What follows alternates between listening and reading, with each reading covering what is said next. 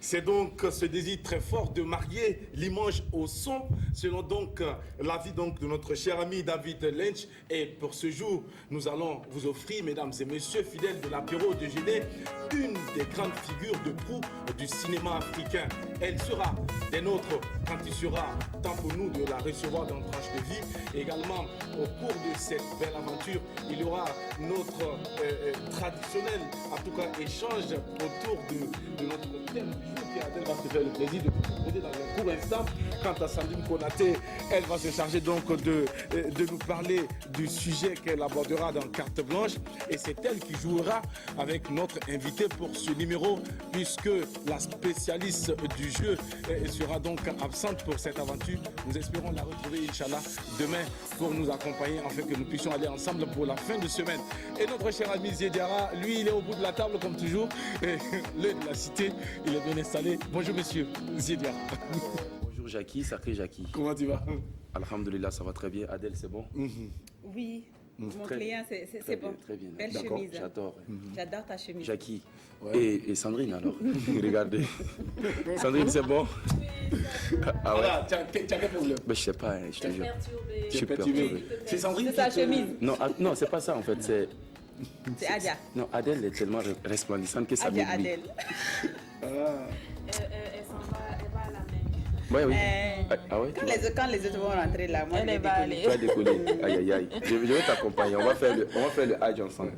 Au passage, Ouais. Ziediara, Dis-moi. laisse-moi apprécier la coupe de cette chemise, Bien sûr. qui est certainement faite à base de Faso d'Anfani. Si. Merci beaucoup, elle est très jolie cette Quelle chemise. couleur. Il est mava. Ide Mava, Ouais. c'est un monstre de la couture. Yes, Au passage, nous saluons Big up. le savoir-faire de Ide ce Mava. grand monsieur qui, en tout cas, trouve très souvent l'occasion de nous sublimer. Ouais, Merci. Ça fait plaisir. Merci Jackie.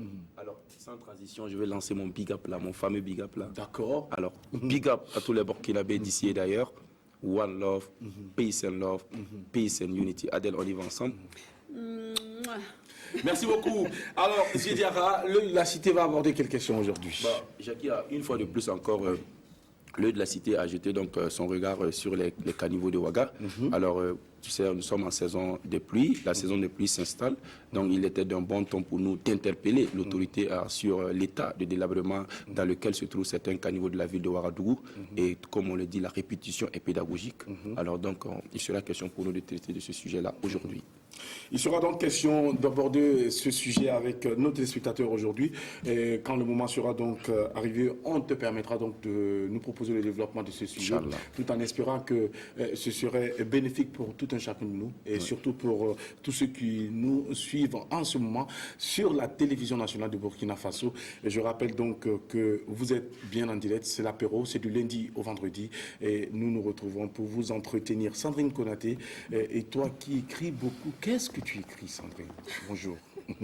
Bonjour Jackie, j'écris, c'est vrai, j'écris. Alors bonjour chers téléspectateurs. Je vais bien, super, super, voilà, j'espère que vous allez bien. C'est la pêche, c'est la bonne humeur, c'est la positivité et surtout cette détermination à vous offrir le meilleur. C'est à travers l'apéro et c'est ce qui constitue d'ailleurs les ingrédients de notre apéro. Voilà, si vous avez allumé votre poste téléviseur, vous avez bien raison parce que c'est tout ce que vous avez à faire. Le reste, on en fait notre affaire. Le reste, on en fait notre affaire, Sandrine. Il sera également question aujourd'hui, en ce qui te concerne, de jouer avec notre invité. J'espère que tu as tous les éléments pour pouvoir donc mettre notre invité à l'aise. Oui, j'espère bien, sauf qu'on me reproche, la spécialiste du jeu, comme tu le disais, Ah bon? me reproche de donner trop d'indices très souvent. D'accord. Donc, il faudra essayer de resserrer un peu et puis de faire perdurer encore le suspense Voilà. pour pouvoir donner encore plus de piment à ce temps de jeu. Donc, on te retrouve dans un court instant lorsque l'invité donc nous rejoindra sur ce plateau. Alors, Adèle, joliment habillée, Merci. tu es toute ravissante, tu es toute belle. Je ne sais pas à quoi nous ramène cette tenue. Wow. Bon. Bonjour à tous, voilà, la tenue. Aujourd'hui, je suis à Bobo Dioulasso. D'accord. Et après Bobo, ce sera Bafoura. Et après Bafoura, ainsi de suite jusqu'à Bamako. Ah, voilà. d'accord. Donc, je suis en route pour aller à Bamako comme ça. Voilà, pour aller apprendre un petit peu comment la femme malienne s'habille. On D'accord. commence toujours par le Delkeba. Je pense que ça s'appelle comme ça, non? Delkeba, ouais, c'est ça. Voilà. Donc, C'est comment vous c'est une façon pour toi d'apprécier un salut chaleureux, cordial à toute la communauté burkinabé vivant au Mali, j'allais dire au Mier. Non, pas au Mier, mais au Mali. D'accord. Voilà, donc sincèrement, moi j'adore les tenues là, et avec la chaleur. Il y a ma maman qui dit que voilà, c'est tenue ventilateur. Donc, quand on porte, on n'a pas chaud. Voilà. Même quand on est dans les voitures où il n'y a pas de climatisation, on peut porter des tenues comme ça. Là, l'air circule dans tous les sens. Et puis ça facilite en tout cas le mieux vivre. Exactement. Pas de stress avec cette tenue, en tout cas, c'est sûr. Alors, Adèle, aujourd'hui, le thème du jour, c'est quoi? Alors, le thème de ce jour, vous découvrez que votre époux ou épouse fréquente les marabouts pour vous protéger. Quelle serait votre réaction? Protection. D'accord, c'est Voilà. bien précisé. Oui. Et il ou elle ne fréquente pas les marabouts pour pouvoir donc vous garder. Non. Mais c'est juste pour vous Pour protéger. vous protéger. D'accord. Quelle serait votre réaction? D'accord. Donc, pour nous donner votre avis, ça sera tout à l'heure au 25 31 83 53. Moi, j'aurais aimé qu'on me dise simplement que peut-être, je ne sais pas, est-ce que vous supprenez votre conjoint ou conjointe qui consulte des marabouts? Qu'est-ce que vous avez dit? Que ce soit pour protection ou pour Mais tu ne peux pas le surprendre ou la surprendre parce que tu ne seras pas avec lui ou avec elle. C'est Oui, ça. en fait, je parle de la raison qui l'amène. Voilà la raison. Chez le marabout. C'est de ça que je parle. Et on aurait pu peut-être essayer de généraliser que la personne fréquente les marabouts. Ouais, il fréquente Est-ce les marabouts. qu'on est d'accord que le conjoint ou la conjointe fréquente le marabout? Voilà les marabouts, oui. C'est ça. Ça va être encore plus... Puisque là, pour la protection, tout le monde va dire oui. Non. C'est pas vérifié. vérifié parce qu'il y a d'autres qui vont dire ah ça commence par la protection et après ça passe par autre chose. D'accord. Donc Non, mais de manière générale, si protection ou pas protection, de manière générale, tu te fréquentes le marabout. Pourquoi tu fréquentes les Bon, ça peut- marabouts. Oui, question Oui. de... Pourquoi tu m'en as pas parlé avant? D'accord, ok, ben c'est possible. Dans tous les cas, on attend vos réactions. À partir de 12h au 25 Quand 31 il sera 83 12h 53. temps universel, merci à vous la team. J'espère que nous allons donc ensemble aller pour cette aventure du jour mercredi. Mais avant, permettez-moi également de saluer la communauté burkinabé qui nous envoie un big up depuis donc les États-Unis. Wow. Je penserai donc à ce concept Kinabour qui est un concept qui nous ramène au X expatriés, Kinabour qui nous ramène au Burkina Faso, donc X Kinabour, qui tout simplement est une marque burkinabé. C'est un concept qui représente les expatriés burkinabés disséminés à travers donc le monde. Et derrière ce concept, il y a aussi ce groupe de rap qui s'appelle X Kinambour et je crois qu'ils sont déjà même sur la playlist, ils sont sur la toile, vous pouvez donc aller découvrir. Ce sont des Burkinabés qui travaillent, qui œuvrent pour valoriser et promouvoir notre culture au-delà des frontières. C'est l'occasion ici de saluer en tout cas tous ces jeunes garçons, toutes ces jeunes filles-là qui bossent au quotidien pour pouvoir positionner la culture du Burkina Faso au pays de l'oncle Sam. Bravo à vous les garçons, de passage, big up à Mokonzi Druid. Merci à celui par lequel on est passé pour me faire joli dans ce très beau t-shirt. Je penserai à Akerman Salif. Big up, je suis bien dedans, je me sens bien. C'est frais, c'est mou et ça fait... À la fin de l'émission... Non, j'ai envie de demander, j'ai envie de poser une question. Pourquoi c'est seulement à toi qu'on a envoyé le t-shirt? parce qu'actuellement, c'est moi qui parle. Non, mais à la fin de l'émission, je vais récupérer ça, Jackie. À la fin de l'émission... Mais il n'y a pas de souci. Voilà, je pense que le message ne va pas tomber dans l'oreille d'un sourd. Mokozi est au courant, il pensera aussi à toi.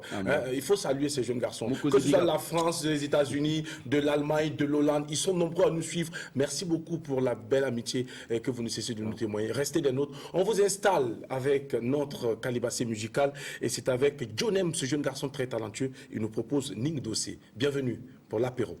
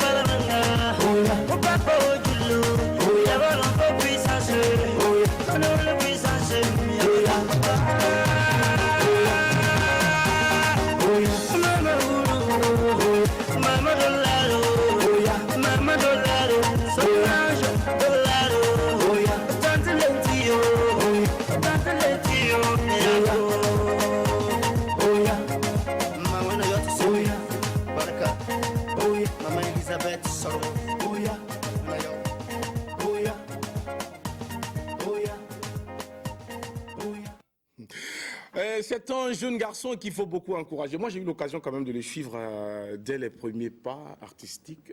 J'ai vu un peu son évolution.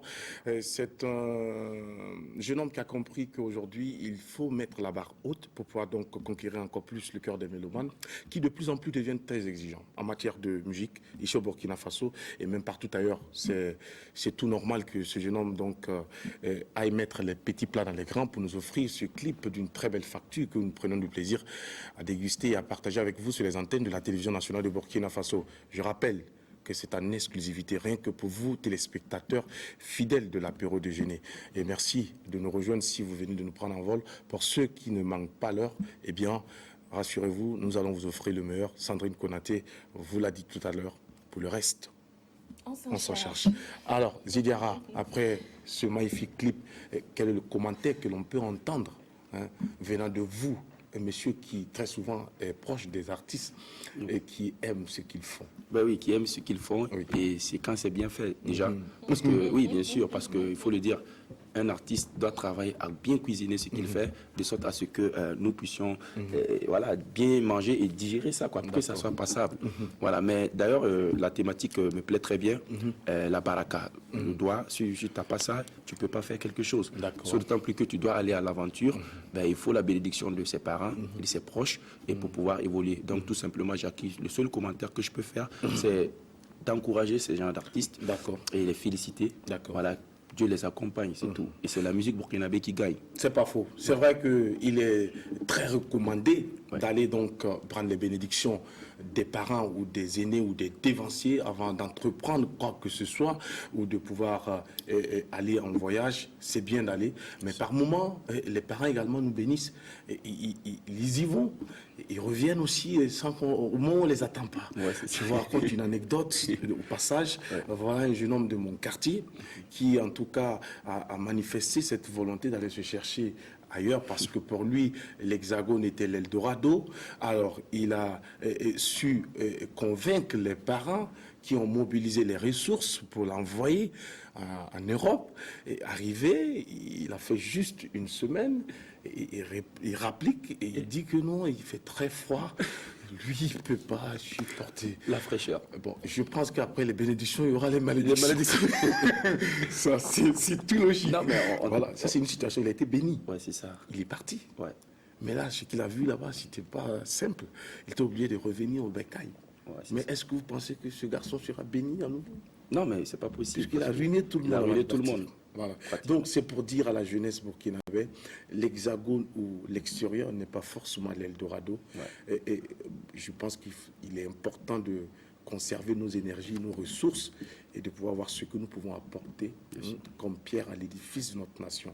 Chacun à sa manière ou dans son domaine d'activité contribue forcément au développement de ce pays. Que tu sois mécanicien, menuisier, soudeur, comment on appelle ça, fabricant de briques, manœuvre, pousseur de barriques, comme notre cher ami grand docteur qui a poussé sa barrique et qui est devenu un personnage influent dans le domaine culturel ici au Burkina Faso. Un monsieur qui annonce sur la toile qu'il a plusieurs voitures climatisées, s'il vous plaît. Waouh. Ouais, grand docteur. Au passage, big up pour tout ce que tu fais et merci pour le combat. La fois dernière, il était en panne. Il a interpellé le maire de la localité pour lui dire d'arranger les routes parce que lui ne veut pas tomber en panne. Wow. Il faut que les routes soient praticables afin qu'il puisse aller faire le concert. Ben, on appelle ça délire des stars. Alors, Adèle, un commentaire particulier par rapport alors à un ce commentaire message. juste pour ajouter quelque chose. Moi, je dirais tout simplement que l'aventure, ce n'est pas fait pour les faibles. D'accord. Déjà psychologiquement, il y a la solitude. Il y a le manque, c'est-à-dire le manque de la famille que vous allez ressentir fortement. Ça sera quintuplé au fait. Quand vous êtes très loin de la famille, vous en souffrez. Quand vous êtes proche, vous ne vous rendez même pas compte de l'importance de la famille. C'est quand vous bougez que vous vous rendez compte et que vous en souffrez. Et votre salaire finit dans les factures téléphoniques. Alors, donc, l'aventure, c'est pas pour les faibles et respecter les personnes qui partent en aventure et qui reviennent et qui arrivent à faire quelque chose de leur vie parce que c'est pas donné à tout le monde. Alors, l'aventure, surtout le froid dont le monsieur parlait. Il y a la dépression. Pendant l'hiver, il y a tellement de taux de suicide en Europe, aux États-Unis, un peu partout. Donc, respecter les gens qui ont bougé. tout Les gens qui simplement. ont bougé. Voilà. Et les gens qui détiennent des passeports où l'on retrouve plusieurs cachets. Exactement. Qui n'ont jamais bougé. S'il y a des passeports, des cachets. Au passage, on les salue aussi. C'est important. Sandrine, est-ce qu'on peut essayer de détendre un peu, Sandrine? Bien sûr, j'ai l'impression que tu es mon passeport il est vierge, mais j'ai beaucoup voyagé dans ma tête parce que pour moi, c'est surtout ça le plus important. Voilà. Okay. Donc, je salue le travail de l'artiste, tu le disais. Les artistes ont compris que les mélomanes, les fans sont de plus en plus exigeants. Donc, ils travaillent, voilà. Donc, moi, je l'encourage à bosser davantage. Le clip qu'on vient de voir, c'est bien. Je vais parler comme un professeur. Je ne suis pas experte, mais en tant que fan, je viens de le voir à l'œuvre. Je trouve qu'il peut mieux faire. S'il bosse davantage, je pense que les prochains clips, les prochains titres, il pourra nous offrir en tout cas de bien meilleurs titres de qualité. Sinon, déjà, c'est bien, le talent est là, on voit qu'il a beaucoup travaillé. Moi, je l'invite à travailler davantage parce que nous sommes de plus en plus exigeants et je lui souhaite bon vent pour sa carrière. Le thème abordé est vraiment bien parce que... les bénédictions, que ce soit pour travailler, quoi qu'on veuille faire, il faut qu'on ait la bénédiction des parents, il faut qu'on ait la bénédiction des aînés pour pouvoir évoluer. Et ce n'est pas Alif Naba qui a chanté Bark Biga qui dira le contraire. Pour les personnes qui ont choisi de rester, c'est bien d'avoir les bénédictions. Pour les personnes aussi qui veulent aller à l'extérieur pour se chercher, comme on le dit, chercher la bénédiction des parents, c'est très, très, très important. Et au passage, n'oubliez pas, si vous êtes là-bas, de développer la culture, de développer quelque chose, en tout cas, qui prouve que qui vous permet de ne pas oublier d'où vous venez. Quand on n'oublie pas d'où l'on vient, on sait où l'on va. C'est important. Gardez cela à l'esprit et vous allez voir que vous allez impacter votre génération. Vous allez vivre utile. Vous n'allez pas vivre comme certains qui passe juste comme le temps d'un vent frais après la pluie. Alors, nous sommes bien à l'apéro déjeuner. C'est l'heure pour nous, mesdames et messieurs, d'installer notre invité du jour. C'est dans Tranche de vie. Elle nous rejoint juste après cette transition.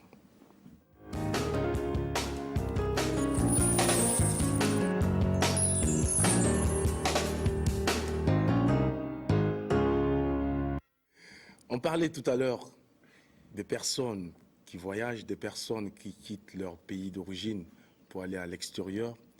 On parlait de ces personnes. On parlait également des personnes qui ont su s'adapter aux réalités de ces pays d'accueil et qui ont impacté, qui ont contribué d'une manière ou d'une autre à faire parler d'elles dans un domaine bien précis. Celle que nous recevons, mesdames et messieurs, est bien inscrite dans cette logique. Elle incarne la femme battante, la femme visionnaire, la femme réalisatrice, ce qui d'ailleurs l'amène dans cette fonction de réalisatrice. Écrivaine à la fois, elle conjugue les deux, l'écriture et le cinéma. Elle est lauréate donc de l'étalon d'or du long métrage documentaire au FESPACO 2019.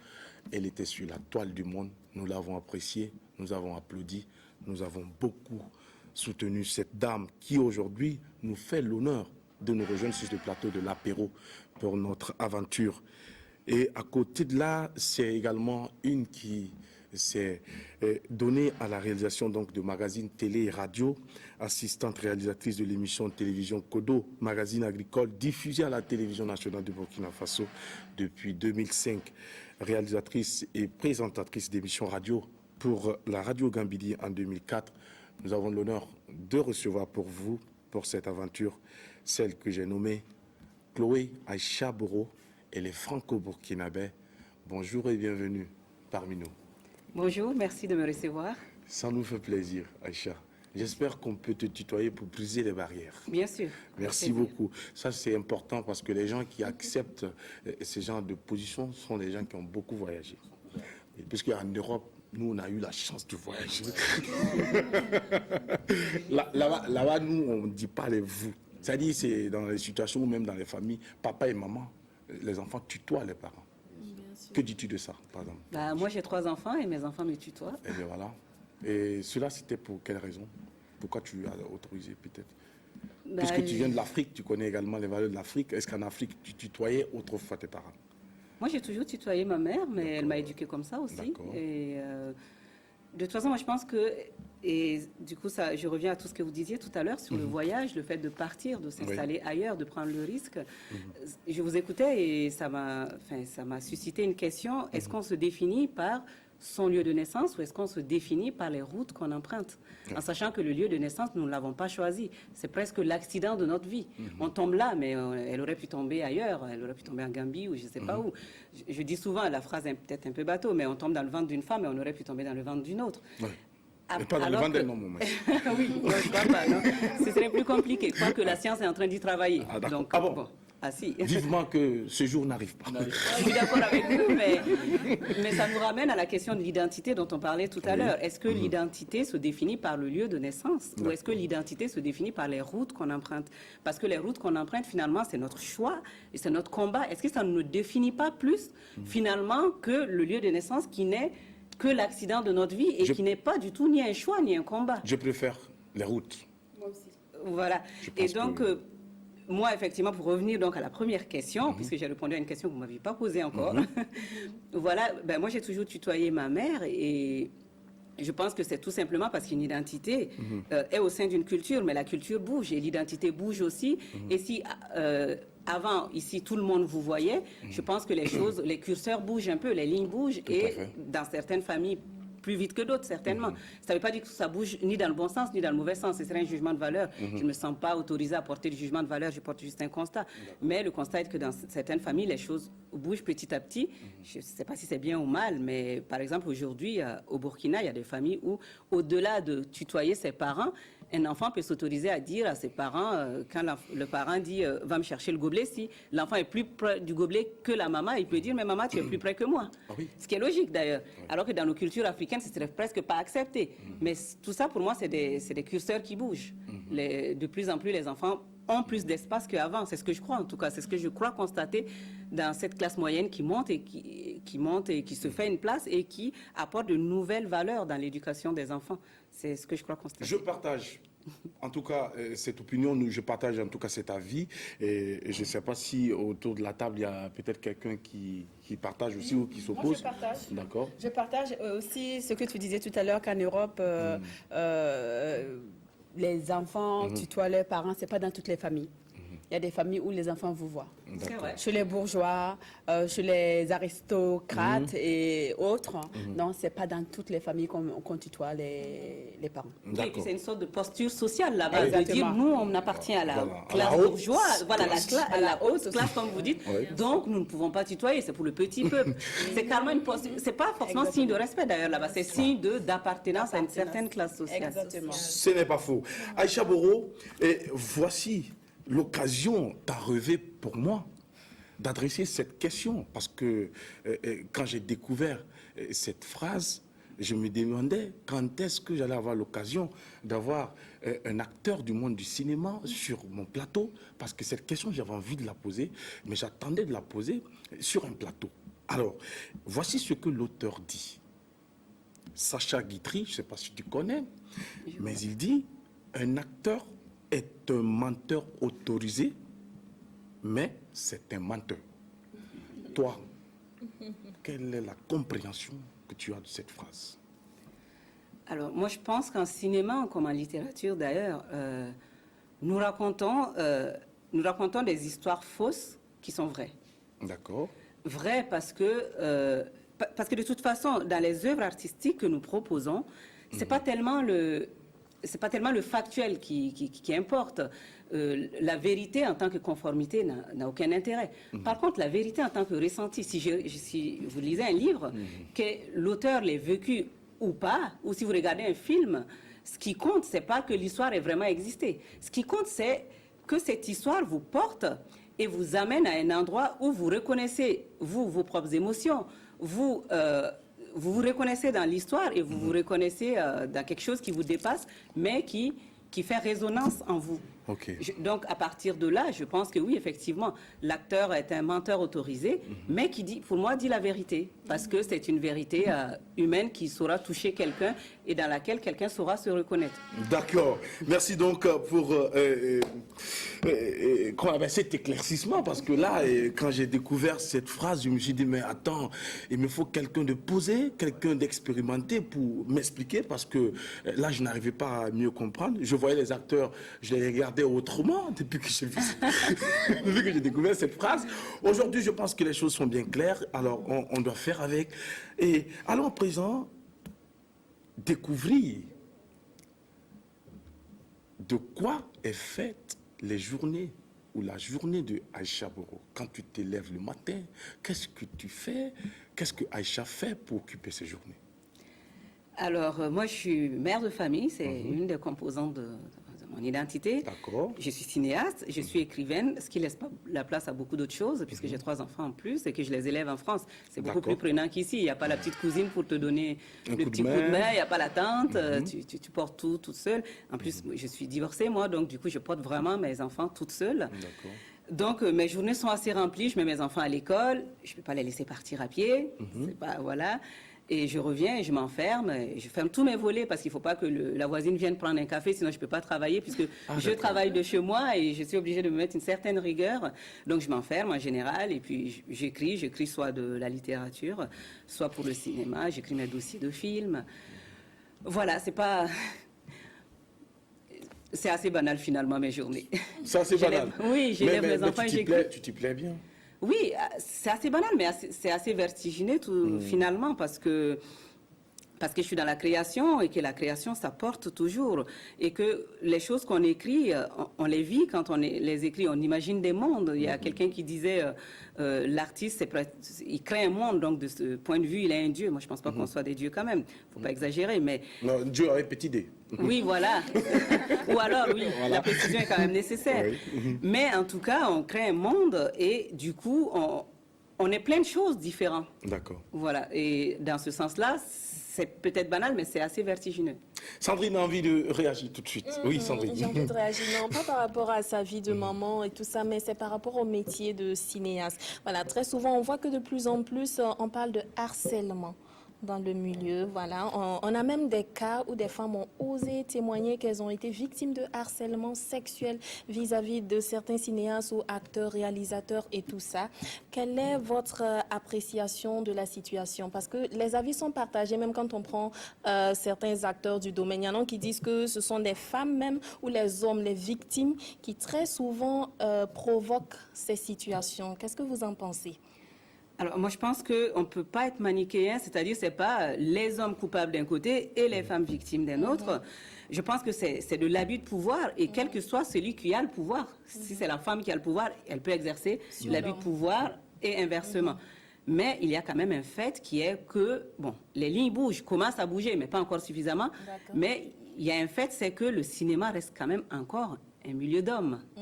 Un milieu d'hommes. Il y a bien plus, en tout cas au niveau des grands postes, les postes de production, les postes de réalisation, il y a bien plus d'hommes que de femmes. Et du coup, on se retrouve dans des rapports de verticalité où ceux qui sont au-dessus et qui sont majoritairement les hommes, bah, tiennent un peu ceux qui sont en dessous. Tu veux le rôle, bah, tu veux le rôle, bah, je vais pas dire tu couches, mais tu fais ce que tu veux. Tu couches. Voilà. Ici, on dit les choses. Tu couches et tu prends le rôle. Tu prends le rôle. Est-ce que vous êtes arrivé d'être victime de ça, en fait, d'être victime d'une telle situation? Non, parce que moi, j'ai la chance de ne... Enfin, la chance, c'est un très beau métier, acteur. Hein, j'ai énormément de respect pour les acteurs. Mais moi, j'ai la chance de faire de la réalisation, finalement. Donc, du coup, je suis décideuse dans ce que je fais. Je trouve une idée de film, j'écris mon dossier. Après, Le choix j'ai un des rapport personnages. avec le producteur, mais je n'ai pas un rapport de subordination avec mon producteur. Parce que le producteur et son réalisateur ont un rapport finalement assez horizontal. Horizontal dans le sens où on est au même niveau, il n'y a pas un au-dessus de l'autre, il n'y a pas de verticalité. Donc, je ne suis pas confrontée à ça, mais c'est un sujet qui me touche, qui me parle. Et effectivement, que des femmes aient pu s'exprimer, c'est très bien, mais il faut que des hommes aussi s'expriment si on a vécu la même chose. Parce que, encore une fois, ce n'est pas les hommes coupables d'un côté et les femmes victimes de l'autre. Ce serait trop manichéen. C'est beaucoup plus complexe que ça. D'autant que moi, j'ai ma fille de 18 ans qui, elle a commencé à jouer, qui va continuer de jouer. Donc, c'est une actrice en herbe. Donc, forcément, c'est le genre de sujet qui peut me toucher et je reste attentive. Quand elle fait les castings, quand elle va les castings à Paris et qu'elle y va, je reste attentive. Je regarde toujours c'est quelle boîte, qui propose, tout ça, quoi. Appréciez un peu avant de la laisser partir. Voilà. Pour ne pas la jeter en pâture. C'est ça, C'est important exactement. parce que vous êtes bien avisé. Alors, Zidiara, oui, tu veux réagir. Tout de suite, moi, j'ai envie de lui poser une question parce que lorsque je l'écoute, je vois son franc-parler, je vois son ouverture d'esprit. Mais d'où tiens-tu cela? T'asseoir sur un plateau en direct et dire, ben, moi, je suis divorcé, moi, ben, moi, j'ai envie de comprendre. En fait. C'est sorti naturellement, mais je n'avais pas caché. Mais j'avais pas envie de le cacher. Mais c'est marrant ça comme question parce que, en fait, quand j'ai demandé, puisque c'est moi qui ai demandé le divorce, quand j'ai demandé le divorce, ma mère, elle voulait pas, comme je vis pas ici, elle voulait pas que ses sœurs le sachent. Elle me disait, mais bon, comme tu es loin, tout le monde n'est pas obligé de savoir si tu peux garder ça pour toi. Et moi, je ne voyais pas l'intérêt d'être dans une sorte d'identité de mensonge où je dirais que je suis mariée si je suis en train de demander le divorce. Et elle le vivait vraiment comme une sorte d'eau pauvre qu'on verserait sur elle. Sa fille en train de divorcer, c'est la grande honte. C'est normal pour toutes les mamans, c'est comme ça. Mais sauf que ce n'est pas une honte aujourd'hui. Enfin, ça ne devrait même pas l'être avant, mais aujourd'hui, ce n'est pas une honte d'être divorcé. On est avec quelqu'un pour être bien. On se met avec quelqu'un, c'est pas pour la posture sociale. Avant, en tout cas. Mais aujourd'hui, ce serait quand même dommage de se mettre avec quelqu'un pour une posture sociale. Moi, j'ai fait un film documentaire à Bobo. Malheureusement, c'est ce qui se passe. Oui, mais c'est dommage parce qu'on renonce au bonheur, on Exactement. renonce à la liberté, on renonce au fait d'être bien. Parce que si tu n'es pas bien avec quelqu'un, pourquoi s'enfermer dans une prison qui ne nous convient Exactement. plus? Mais On a la le société- droit de ne plus être heureux avec quelqu'un et de continuer son chemin et de continuer de vivre. À faire de nouvelles rencontres et puis être heureux ou heureuse plus tard. Oui, ou même de vivre tout simplement et de se Tout dire, moi, seul. pour le moment, je m'autosuffis et vrai. j'ai besoin de personne et puis ça change. Et puis, 2-3 ans après, on peut avoir le sentiment de vouloir refaire sa vie. D'accord. Tout ça a le droit de bouger, moi, j'ai C'est pas l'impression. ça, c'est pas un problème. Est-ce que Aïcha actuellement n'a besoin de personne? J'avoue que ça fait 3 ans que je suis seule et la première année ça me convenait et puis depuis 1 an et demi je me dis quand même c'est lourd Attention. d'être seule et que je me dis tiens j'irai bien voir sur les sites de rencontres et je vais voir sur les sites de rencontres donc la solitude commence à me peser par moment, pas tout le temps et si je refais ma vie je serai contente mais enfin en tout cas je n'en fais pas le pilier de ma vie. J'ai l'impression qu'on n'a pas... Enfin, avant, effectivement, si tu n'avais pas ta place, moi j'ai fait un film documentaire à Bobo et j'ai filmé une jeune dame pour qui j'ai beaucoup d'amitié, Fatoumata, qui expliquait que mieux vaut un mauvais mariage qu'un célibat miellé parce que si tu n'as pas de mari, tu n'existes pas. Mieux vaut un mauvais mariage que célibat mielleux. Ouais. Alors, allons-y comprendre cela. Le mauvais mariage, c'était avec un homme, peut-être il te bat, j'en sais rien, ou il a plusieurs femmes, ou en tout cas il n'a pas de respect, ou en tout cas tu n'es pas heureuse, tu ne peux pas t'épanouir. Un célibat miellé, par exemple, si tu es libre, tu peux par exemple faire du commerce. Elle, dans son cas, par exemple, c'était compliqué pour elle de faire du commerce parce que l'homme n'en voulait pas. Et par exemple, là, si elle était célibataire, elle aurait pu faire du commerce, elle aurait pu devenir une femme d'affaires, elle aurait pu grandir un peu comme, comment on les appelait les femmes au Mercedes, là, au Nigeria, là, les maman Mercedes. Elle aurait pu presque devenir ça. Je caricature évidemment, mais ce que je veux dire, c'est que parfois, le fait d'être dans la situation conjugale, ça ferme des portes. Et donc, le célibat miellé, c'est cette liberté de s'épanouir et d'aller conquérir la vie et de la croquer à pleines dents. Et du coup... Et finalement, elle préférait être dans le foyer parce que c'est la posture sociale de dire je n'existe pas si j'ai pas d'homme. Parce que la société d'aujourd'hui, surtout africaine, vous juge. Quand vous êtes divorcé, c'est comme si vous aviez raté votre vie. C'est comme si vous étiez la mauvaise, la méchante. On met toujours le problème sur la tête de la femme. C'est la femme qui n'a pas su gérer et tout ça. Mais je ne partage pas, au fait, la phrase de la dame. Moi, je préfère le célibat mielleux. Qu'un mariage... Et puis peut-être ça nous incombe aussi, à nous les femmes, d'imposer cette vision à la société, de dire que attends, on n'existe pas, on ne vit quand même pas par procuration. Exactement. Est-ce qu'un homme célibataire, on dirait qu'il n'a pas sa place dans la société? Non. Ce sont Pourquoi les on femmes. devrait vivre par procuration? Oui. Moi, ma vie, Dieu me l'a donnée à moi. À Elle moi. n'a pas donnée à quelqu'un d'autre. Je ne vis pas Exactement. pour quelqu'un. Oui. Comme disait Kamel Daoud, qui est un auteur que j'aime beaucoup, je suis née seule. Le jour de ma mort, je serai seule. Et ma vie, je l'assume seule. Je ne vais pas la faire en fonction de quelqu'un d'autre. C'est ce que j'ai Elle est l'habitude de peut-être valable dire. pour les hommes, mais elle est valable pour nous aussi. Pour le moment, nous ne sommes pas seuls ici. Pour le moment, nous sommes 5 sur ce plateau. Ouais. Pour le moment, il y a d'autres personnes qui vont nous rejoindre sur le plateau. Pour le moment, nous avons l'honneur d'avoir avec nous Aïcha Chloé. J'avoue sincèrement que vous m'épatez avec vos propos et vos visions. C'est gentil. Chapeau. Ça nous fait plaisir de vous avoir donc invité sur ce plateau. On vous permet de souffler et découvrir notre première rubrique et on se reparle juste après.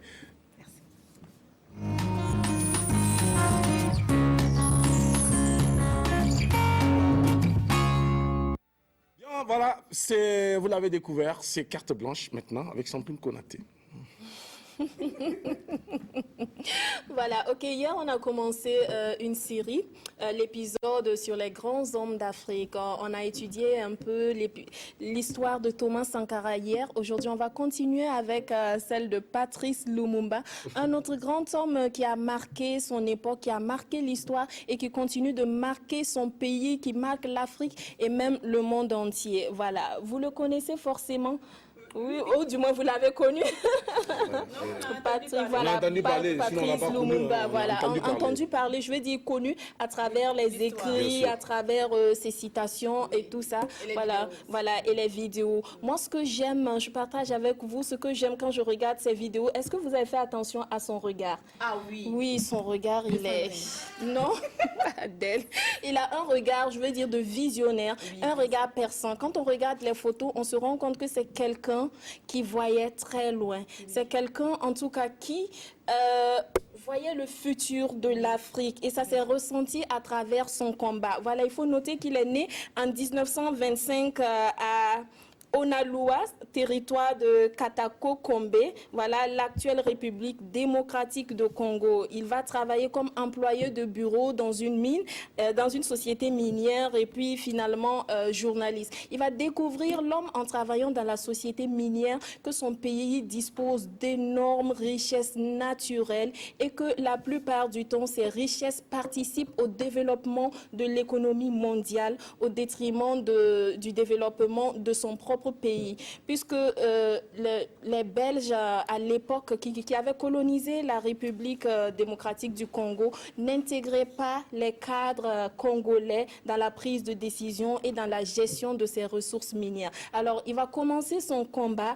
sa lutte pour l'indépendance de son pays et pour l'indépendance de l'Afrique tout simplement en créant un parti.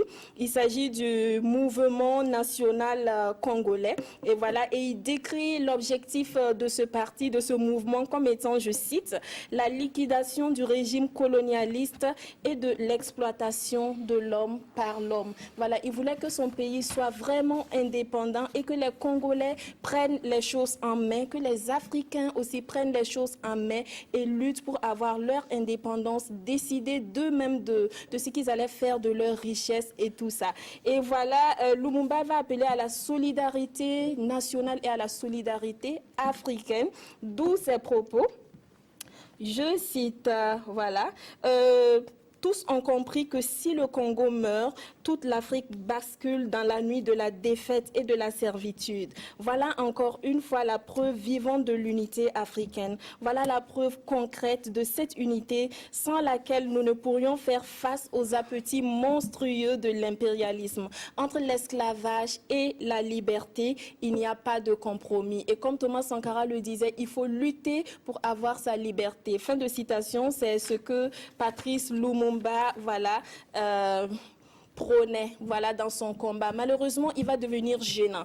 Voilà, comme Thomas Sankara et tous les grands hommes d'Afrique, il va devenir gênant, non seulement pour l'impérialisme, mais aussi pour certains de ses confrères africains qui avaient des intérêts à traiter avec l'autre côté. Il sera donc mort assassiné le 17 janvier 1961 à l'âge de 35 ans. Mais tout au long de sa vie, de ces 35 ans de sa vie et du peu de temps qu'il a utilisé pour combattre pour sa lutte, on va retenir de lui un homme très engagé, un homme qui voulait l'indépendance et l'unité de l'Afrique et un homme vraiment qui voyait loin, un visionnaire en fait. Voilà, Mobutu, il y a son fils qui va créer un parti lumumbiste vers la fin des années 90 pour défendre les idées de son père. Son fils s'appelle François et le 17 janvier est considéré comme jour férié. Le jour de sa mort est considéré comme jour férié au Congo. Voilà, de par sa vie et aussi de par ses luttes, il a inspiré de nombreuses œuvres, littérature, cinéma, théâtre.